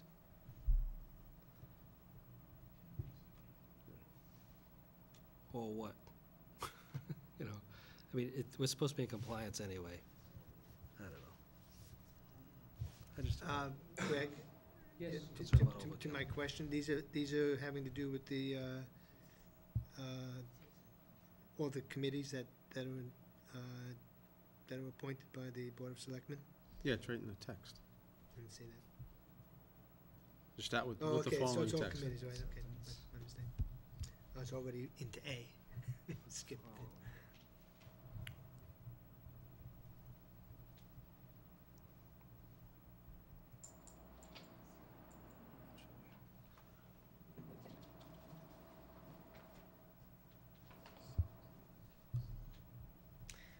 guess what we can, certainly we can invite the town clerk in to make her case for why we should make this change. Given the fact that if it's part of the open meeting law, we have to do it anyway, but, so we don't have to make any decision tonight. Steve, you, Yeah, I'd like to have some more. all right, let's go on. So just a quick question, Greg, so I can yeah, understand. Jeff, rather. If it's required of open meeting law, I guess the question to me is, why do we have to have it as a bylaw? if I it's think just- that's what Steve, right. the question Steve has just raised. So I suggest we ask the town clerk to come in and tell us why. Sounds like a plan.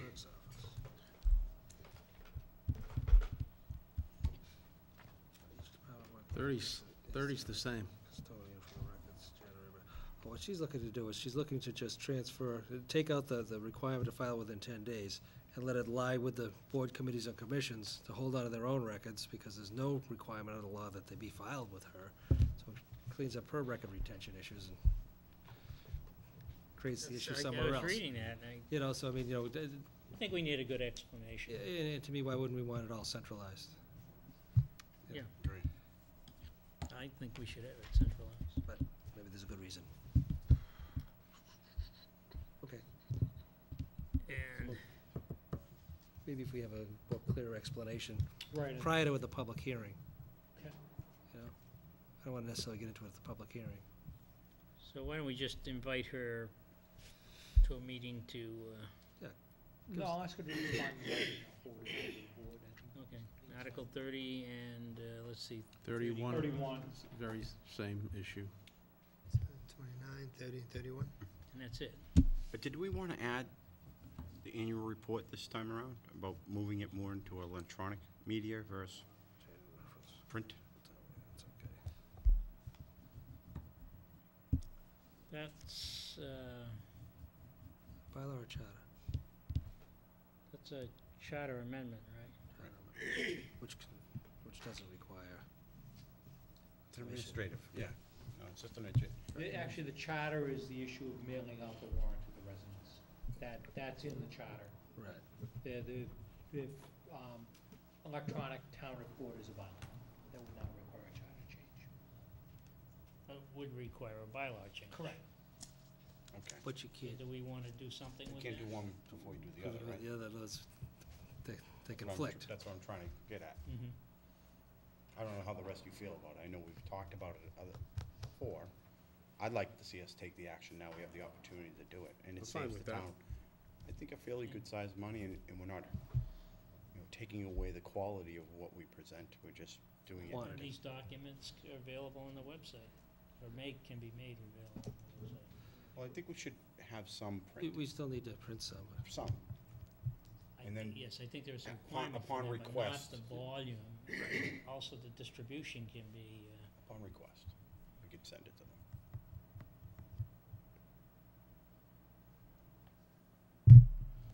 so what are the wishes of the board? Do we wanna- To add another article.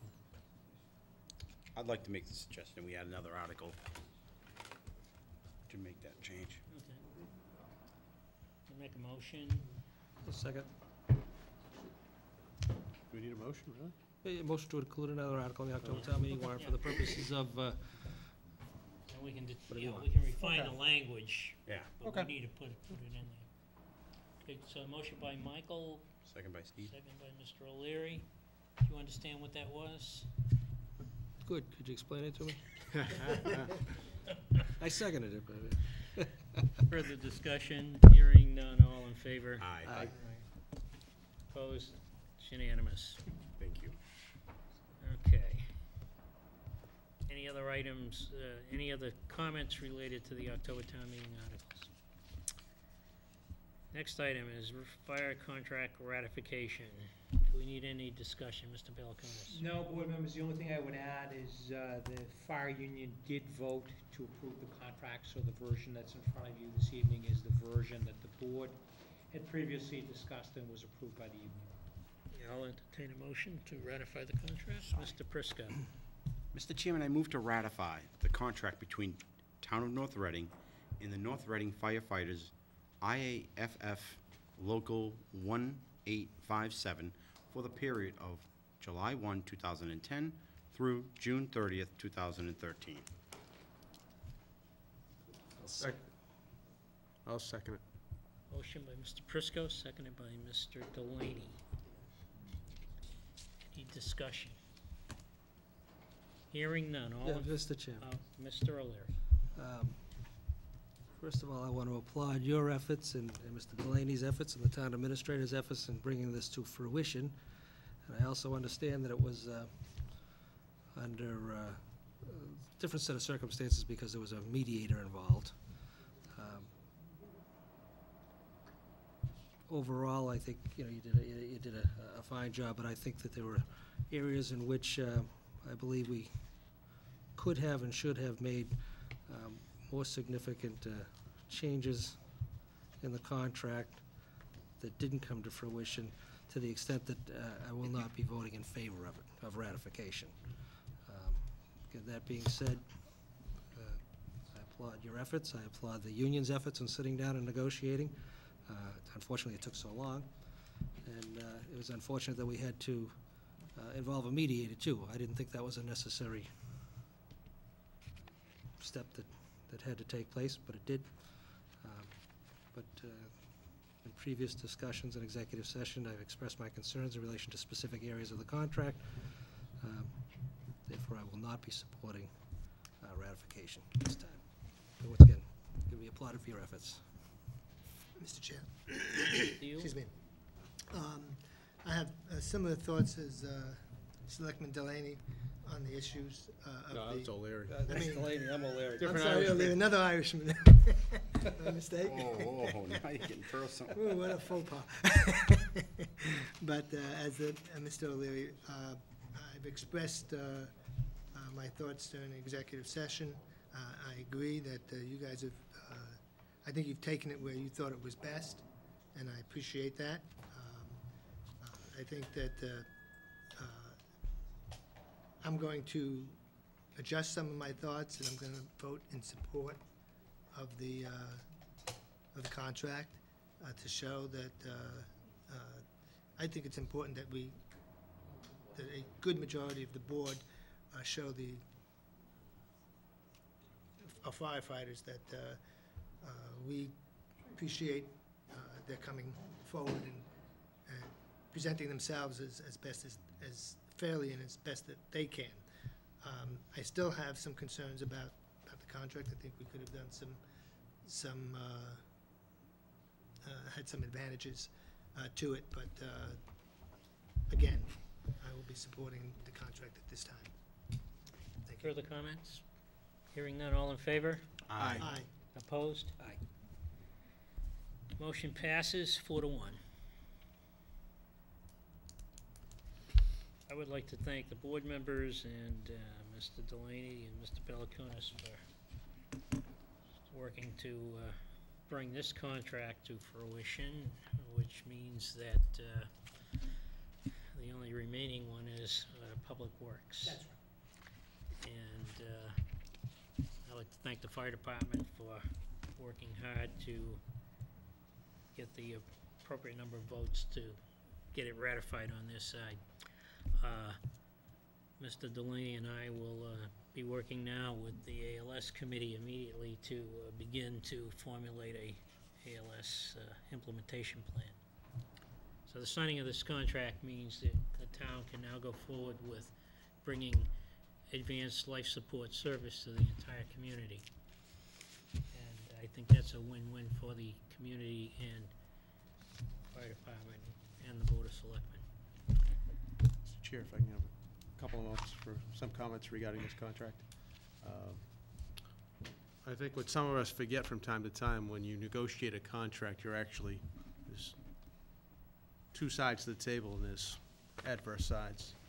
I know in most contracts there was things we all would like to get back, maybe, or add language in from the town's perspective, but it's part of the negotiation process. I think this agreement that we reached with our firefighters is a very good agreement for both sides. There are similar concessions in this fire contract as there was in police contract, as well as some of the other contracts we have ratified over the past couple of months. So I think it's a win for both sides of the table, and as the chairman had spoken about, gives us an opportunity to bring ALS in-house through our fire department that adds a vital service to every member of our community. Service now that maybe 10 minutes away is now probably 3 minutes away. So I think this is a triple win. It's a win for the town, a win for the firefighters, and a win for every member of our community. So I, too, want to thank Mr. Valiakonis, Mr. Messeri, and I also believe that the efforts of the mediator helped get this contract to where we're ratifying it this evening. Thank you. Mr. Chair, if I may. Mr. Yule. Speaking of the ALS, last meeting, in a poor effort on my part to convey to the board that there was a bill at the, in front of the, I believe it's the House, for the, well, it's in the Legislators Joint Committee for Financial Services, that they are trying to, and it's supported by the MMA, that to require the insurance companies to send reimbursement checks directly to municipalities instead of to a resident. This is a bill that's being presented, and I think the MMA in their article was looking for, and maybe indicating that towns should, with a vote of confidence, send a letter to the selectmen, not to the selectmen, I'm sorry, to the representatives to support this bill. And I just wanted to get a feel, you know, we're gonna be going to the ALS now, that we need to get behind making sure that it's strong and that the funds are collected appropriately and sent to the municipality versus to the end user or the customer. Do you have any feeling on that at all? I thought that's what was happening.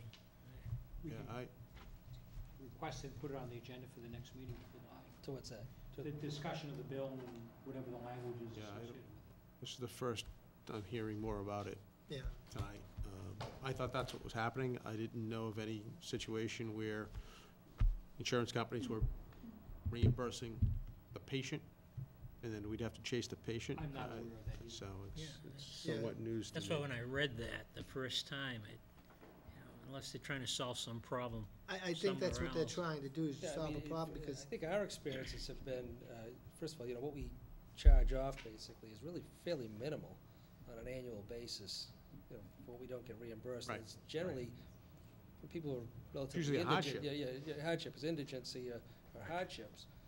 And generally, we're always getting the insurance and Medicare, Medicaid money. I'm under the impression the insurance money comes directly to the billing house, wherever that happens to be. We're using a billing house, and it Joint comes service, yeah. into the town, right? Yeah, I mean, I don't Yeah, yeah. Well, what I don't what I'm well recall- aware of, for example, is that if you looked at the history, probably in the main insurance providers, we collect between 90 and 95% of what we bill. right, And I don't mean, meaning in terms of the amount of the payment we get back is never quite 100%, but it's pretty close.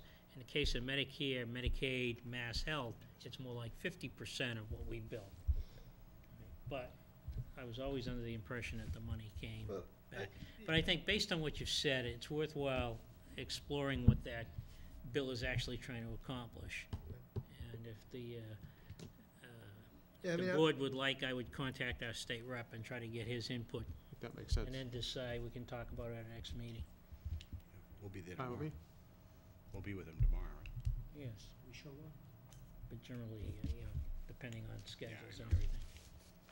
I'll try to get that information, give and then that? we'll have a discussion, You wanna- put it on the agenda for our next Yeah. meeting. You want that Okay, article, Jeff? so you have it with you? Yeah, because I think that, I did Got it. read that. It's in the newsletter. And they're looking for some assurance, so that the law must be vague, and it must be looking to, Yeah, there must be Tied some up. communities that are collecting it in a different fashion I, than we are. I don't think they use a firm like we do. That's, It's not, but I don't wanna, this did not I'm make not saying for sense sure, when but I I read read it the from the article, point and of that's view the of what I impression I thought we got. did. What our so. experience is. Yeah. we use I- a I don't But need you- this. firm okay, pass did you, relationship with No, I but saw the other- article. healthcare provider. Right. Yeah. Okay, next Going item in on that our, direction, so. are we done with that? Yeah. Okay, town administrator's report, Mr. Belkonis. Hi, board members, please refer to the update that was in your packet tonight, in August 22nd. The first thing is the town periodically undergoes a bond rating review by Moody's, and you'll know that there's been a lot of discussion about bond ratings, specifically related to Massachusetts cities and towns. And I'm pleased that as a result of the most recent bond rating review, we've maintained our bond rating, which is a AA2. The other thing that we did was we also received the highest possible bond rating associated with the sale of vans, which is scheduled for next month. And I'm proud of the fact that with a number of communities that are facing likely downgrades, that we were able to maintain. I think maintaining is significant in this economy, and I want to commend my staff for doing a good job in convincing Moody's that we're meritorious of the status quo. And I think it's important to mention that today. Next is update on some property that the town had taken for tax title purposes. Property located at 16 Pine Ridge Road. It's a single-family house, and it was a property that went back to 2007 where taxes were not paid. And eventually what the town was successful in doing was having a foreclosure decree issued on the property, and the property owner appealed that to the land court. The land court had a hearing last week. Council was present and represented us at that hearing. As a result of it, the land court vacated the foreclosure judgment with the caveat that the back due taxes, interest, and fees be paid in full within 10 days. I think that that's a significant gain to the town. That's what we want. We don't want to become a real estate holder.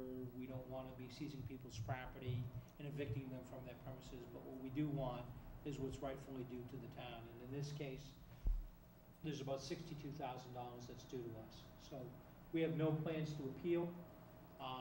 I'll be satisfied if we do receive the amount of money. We're happy to obviously have the property go back to the resident.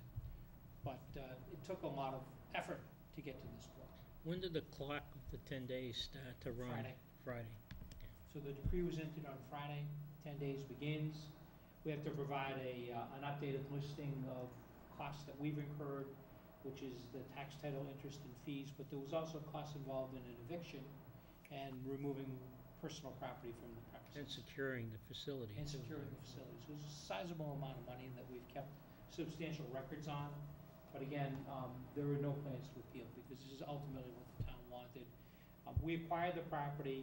We were told that there would be an appeal of the foreclosure, and that was part of the reason why we did not proceed with in terms of selling it. Because potentially the town could have sold the property, someone else could have acquired it, and this could have been proceeding at the same time, and that would not have created an acceptable and good situation for everyone.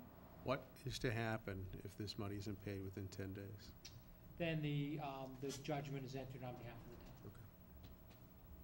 So then we're the proud owners. We're the proud owners, in which Is- case we look to sell the property. Property's not being occupied by that owner at this present time, is it? No, it's not. And not until payment is made in full. And as far as the previous lien holders, they've been wiped out? Yeah, there are no previous lien holders. It was interesting, this property didn't have a mortgage on it. Well, if it was, then it was not part of our discussions. Well, it would have wiped it out if they didn't bid it in. Right. Yeah, that's the. Right, the town acquired it. That was the information you had way back when, was that there was no mortgage on the property. No, because typically we have to provide notice to the mortgagee, and I don't recall the fact that we had a notice that was provided to the mortgage company. No, in Pretty fact, simple file. that's what made this so strange, you know, Right. why would someone go to there foreclosure was. I if thought they there had was, 'cause additional funds? I in the- recall just looking online at the registry of deeds, and there was a substantial mortgage on the property. I thought I was looking at the right piece of property. Maybe. Could have been a discharge that was never recorded. Could have been. 'Cause I know that was the information, Greg, you had. You know, Number of We months were ago. not aware of anyone that held a mortgage on the property. Steve, a number of years ago, a family Right. Yeah. had liens, and when we went to sell the house and everything, we found that they had all expired. They were never renewed. Right, no, Shame on the state and the feds.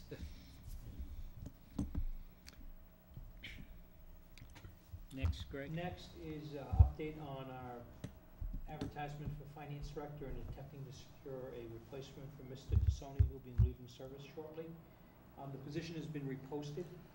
We did have several individuals did apply for the position, but I don't feel that the number is sufficient to give us a qualified pool of applicants. Committee has been convened to review those resumes and set up interviews, and I certainly would encourage the committee to do that. But along those lines, I wanted to go forward and repost the position and re-advertise it with the hope that we would get additional interest, and that's what the sole motivation of this is to get additional candidates to apply for the position. If I may comment, there was 11 applicants. They are now in the Dropbox under a folder called Finance Director. And this afternoon, I put a spreadsheet together with various items that you'd find in the resumes as a comparison across the board, just for board consumption, that's in the Dropbox.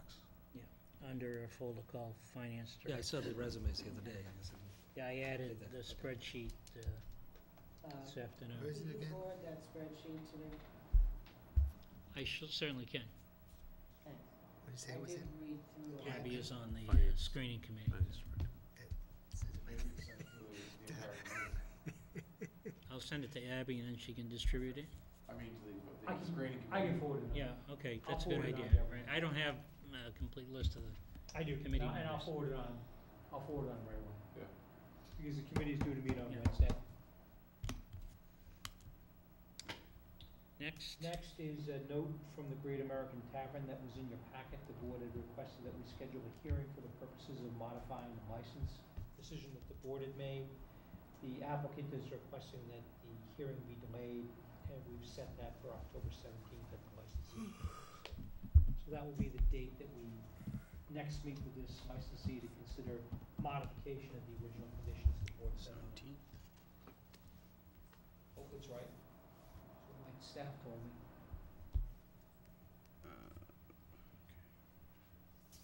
Yeah, that's right.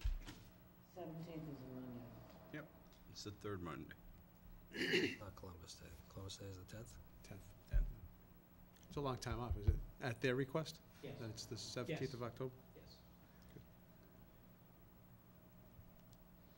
Apparently, the applicant is satisfied in going through this summer without any modification to the premises at all.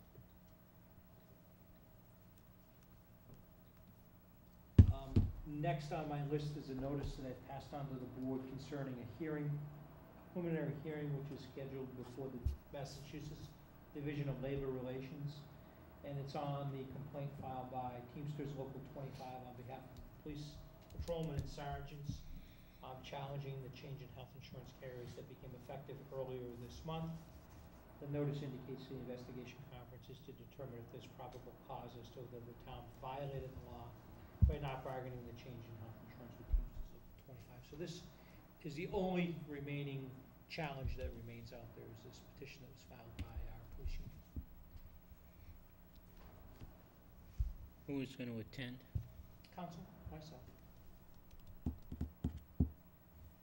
It's not gonna be coming up until sometime in October. October 12th. Thank you.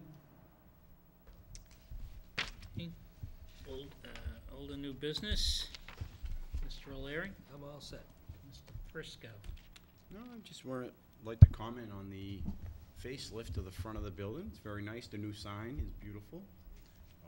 DPW guys did a very nice job of the parking lot and the landscape. I'm not sure if anybody noticed the new sign when they I pulled in did. tonight. Very nice. Thank you. Let me spend on my thing. Gotta get Very some, nice. some paint on the metal under the windows here. Mr. O'Leary's been telling us for a few years. Yeah. It's kind of sad when the outside looks better than the inside now. I think someone was scraping out there one day and we Like said, most "No, houses. it was a mistake, I haven't seen him back." Very good. Thank you. Mr. Delaney, I'm good. Mr. you. Yes, again, the front of the building is looking good, the parking lot, customer parking lot, if I may call it that, is looking really good. Park Street's looking really good, it's, they're not finished yet, I don't know when they're going to finish it, but, they still got another coating to do, is that? Oh, it's only a finish coat. Right, there's a finish coat that Looks I'm like not they're- sure of the schedule. Looks like there's about a 2-inch, 3-inch drop there, but that's looking good. I do wish that we were able to get some sidewalks into that street, because that would have connected the West Village of North Reading to the rest of the town. Some parents have commented to me on that, but budgets are budgets, and unfortunately, we can't do everything that we want to do. But it does look good. So I think Dick's doing a superb job for us, and consequently, the DPW as a whole is doing a great job, which means that our TA has done a great job in that selection of Dick Carnaval being our DPW director. So that's all I have for tonight, though. Okay, I don't have very much. I want to remind the board that after Labor Day, we'll get back to our formal uniforms. Oh, man. Mr. O'Leary's already. Uniforms? Sweet. You gotta pay for them. I came right from work. And just a request, maybe at the next meeting, we can discuss having another workshop maybe we try to set it up after town meeting. Yeah, it would be after October town meeting. But yes, But definitely we probably we should should get do the that. calendars out and have a Take a, discussion. take a look at our overall strategic plan, see if we want to modify anything, add to it. I don't think we need to have a moderator this time, I don't think so. Either. but I think we should do it off-site. At the Hillview or something, just to get out of this venue. We did have a financial planning team meeting last week, submitted the first pass revenue plan. And it is a first pass revenue plan. It's conservative. Obviously the state aid number is, who knows what that's gonna be at this time of the year. We did take a look at our FY 2010 actuals and local receipts. We looked at what we budgeted this year, and we made appropriate guesstimates of what revenue and local receipts will be for FY 2013. Seems like, it's a long way off, but it really isn't. We went over that with the school department, and there are opportunities in the revenue plan associated with, in the expense area associated with the health insurance costs. Numbers that I used were very conservative. There's potential upside maybe in new growth that we don't have a handle on yet. And there's the big question, obviously, of state aid. A copy of the first pass revenue plan is also in the Dropbox for any board member that's interested in taking a look at it. With that, I think I can entertain a motion to adjourn. We should start at 6 I make a I've been saying motion it to for a adjourn. while. Start at 6. I don't know if I want to, oh, second that, yeah. Motion by Mr. Prisco, seconded by Mr. O'Leary. All in favor? Aye. Isn't it nice when you start at 6?